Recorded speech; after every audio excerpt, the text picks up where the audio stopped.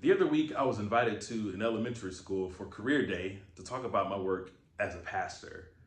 Of course, being a pastor is no ordinary career, but a career nonetheless. A question was asked by one of the third graders, and they asked me this. They said, "How do you become a pastor?"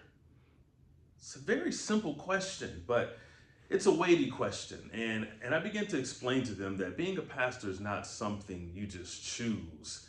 It's something that chooses you. And I gave them a word that I want to discuss and talk to you today about. And the word is this: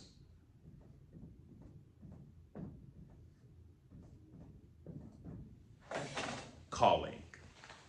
Calling. There has to be a sense of calling. Well, what is a calling? To put it simply, a calling is a divine invitation to do and be something. Divine invitation to do and be. So God has a calling for each and every person that is walking this earth.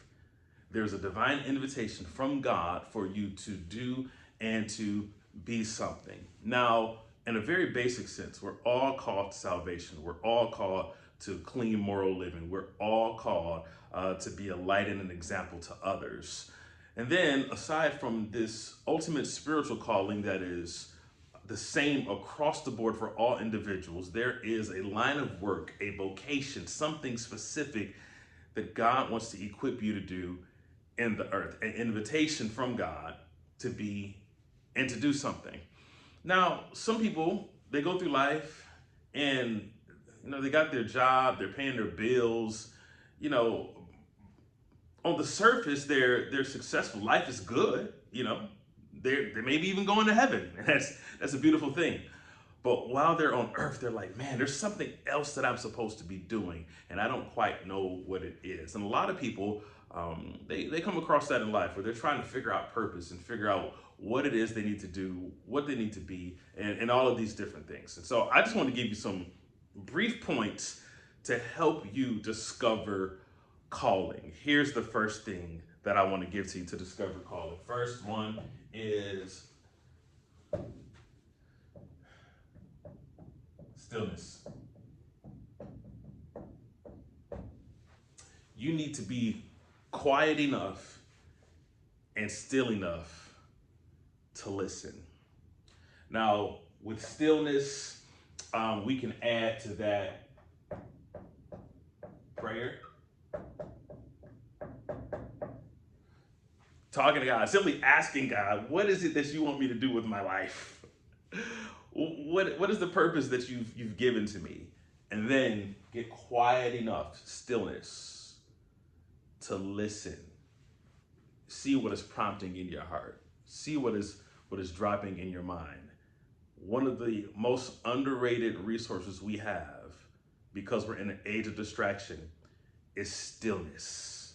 What if you took 10 minutes out of your day to just be still, to be quiet, no alerts, no screens, no distractions, just 10 minutes to just be still and listen, and then to write down whatever drops in your heart, whatever drops in your mind. Stillness is a good place for idea creation. Stillness is a good place to hear from God and to hear your own thoughts. When you're quiet long enough, you will hear from God. You will get ideas. You will get downloads. Pastor Mark Ellis, he said that the currency for God's presence is time. You need time long enough to be still so that you can hear and sense from God for your calling. So stillness is important. Prayer is important. Here's the next thing I want to give to you.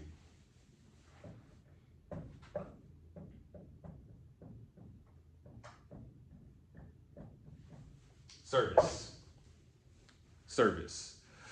That means that you need to take time to meet somebody else's need, to serve, to volunteer, to try something new, to meet somebody else's need. Because when you do that and you begin to serve, you'll start to see the needs that others have that need to be fulfilled. You will even see how in serving you get fulfilled. So find out how you can serve, how you can volunteer. This could look many different ways. This could be volunteering at your church. This could be volunteering for your kids' school, volunteering in your community. For me, doing this career day last week and speaking to another school, these were opportunities for me to serve. And in doing that, I learned some more stuff about myself. I learned some more about what makes me come alive, and being able to inspire other children and young people. Man, that thing lit a fire in me. It started to show me, wow, this is something I could do a little bit more. So you need to serve. Find somebody you can serve, because in serving, something's going to come alive in you. We got stillness, we got prayer, we got service. Here's the fourth thing.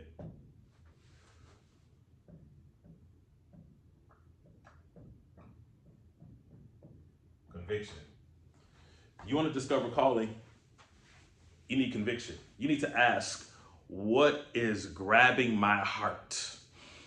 What is the thing that is a passion? What is the thing that brings me joy when I fix it? What is the thing that brings me pain when I see it undone? The intersection of pain and joy, that is going to give you an alert into your calling. So you need to pay attention to your conviction. You need to pay attention to those things that just really capture your heart, that capture your mind. And those are going to give you some inroads into your calling. So stillness, prayer, serving, conviction, these are all ways that you can help discover your calling. Now, an enemy to calling is believing that you have to be ready to fulfill whatever the thing is you're called to do.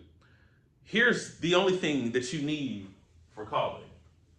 It's a big A word. Availability.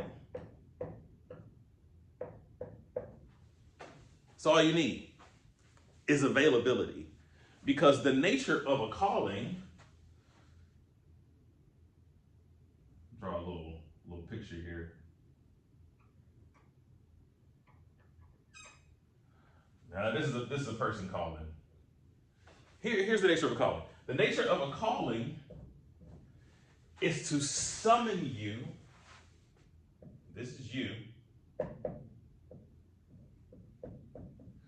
To summon you to a place you are not at currently. If somebody's calling you, remember back in the day your parents would call you, somebody's calling you, they want you to come to a particular place. So when God calls you, he already knows you're not here. The calling is going to draw you here. All you have to do is say yes to the call. All right? So forget about being available. Forget about being prepared, rather. Forget about having it all together. All you need to do is be available. Have availability. Because if you're available, you can access the call. The first element of the call.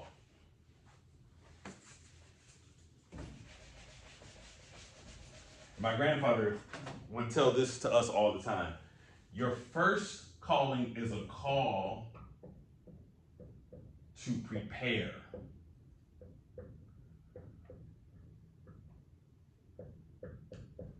So when you're called to do something and be something, you're available. So you say yes to the call. Next, the call is to prepare, to get you ready to fulfill the thing that you're supposed to actually do. All right? So recap. Stillness. Take some time, get quiet so that you can hear. Prayer. Actually talk to God. Ask God pointedly, God, what is it that you want me to do? Service. Find needs to meet, because as you meet needs, you begin to discover purpose. Conviction. What's the thing that is gripping your heart? What brings you great joy? What brings you great pain? All you need for your calling is availability. You don't have to be prepared for it, because a call is a summons to a place that you are not. Lastly, the first call is the call to prepare. Once you know what it is, you get the inkling of what I'm supposed to be doing. Now you get ready to fulfill it. Hope that helps you all. Peace.